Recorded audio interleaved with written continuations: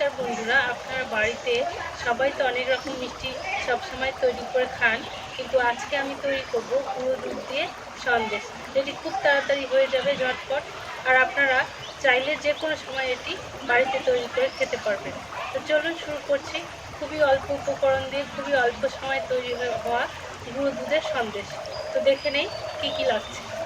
তো বন্ধুরা, গুঁড়ো দুধের সন্দেশ তৈরি করতে কি কি উপকরণ লাগছে আজকে বলে দেই। খুবই সামান্য উপকরণ লাগবে, শুধুমাত্র 3টে উপকরণ। এখানে গুঁড়ো দুধ নিয়ে নিয়েছি আমি, আর লাগবে চিনি, আর 2 চামচ লাগবে ঘি।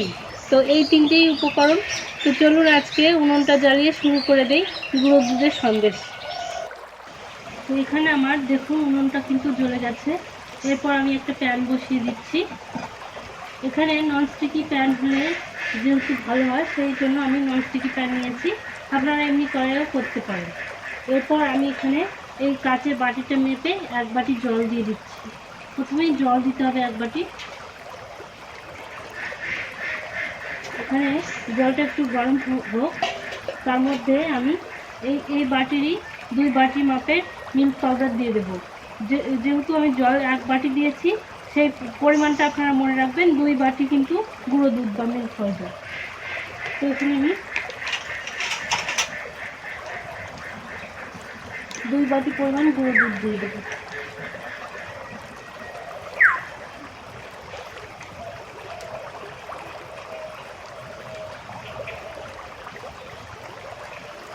এখানে 1 বাটি দিয়ে দিয়েছি, আর 1 বাটি দিয়ে দিচ্ছি।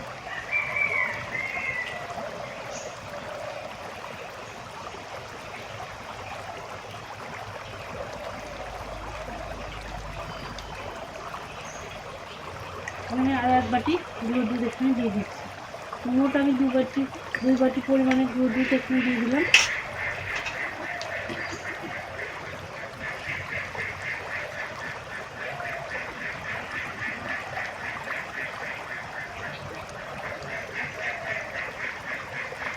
গুঁড়ো দুধ দিয়ে এবার এটাকে অনবরত নাড়তে হবে।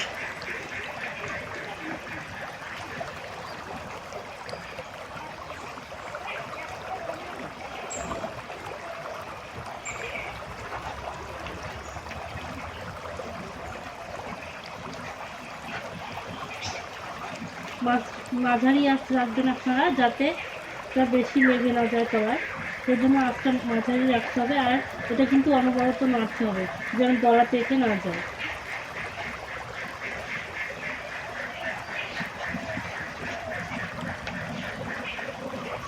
নাড়তে নাড়তে দেখুন একটু ঘন হয়ে এসেছে।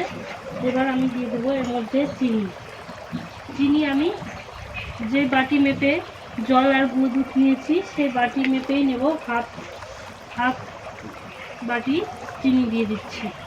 আপনারা যদি মিষ্টি বেশি খান তাহলে একটু বেশি চিনি দিতে পারেন, কিন্তু এখানে হাফ বাটি দিলেই পরিমাণটা ঠিক থাকবে। এখানে আমি হাফ বাটি চিনি দিয়ে দিয়েছি।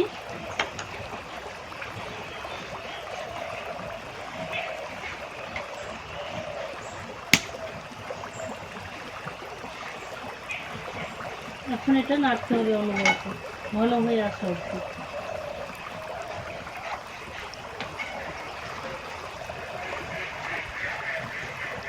আর এইভাবে এই দলা যদি পেকে যায় একটু, ভয় করবেন না, এটা দলা পাকে এরকম। তো এইভাবে দলা পাকলে একটু চামচ দিয়ে ভেঙে ভেঙে দিতে হবে, তাহলে দলাটা মেল্ট হয়ে যাবে।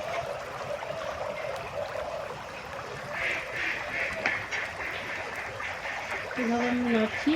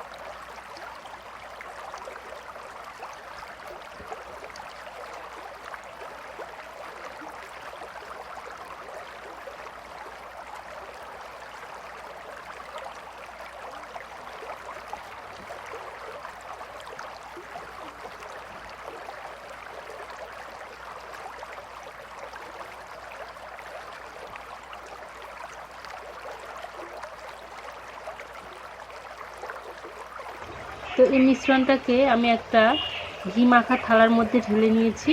আর এইটা এখন 3-4 ঘন্টার জন্য আমি রেখে দেব, যাতে এটা ঠান্ডা হয়ে একটু শক্ত হয়ে যায়। আর শক্ত হলে এটা ছুরি দিয়ে কেটে সন্দেশের আকারে করে নেব, বা হাত দিয়েও করে নেওয়া যাবে। আর এটা এইভাবে 3-4 ঘন্টা আমি এখন রেখে দিচ্ছি। 3-4 ঘন্টা পর আমি দেখাচ্ছি এটা ঠিক কেমন হয়েছে।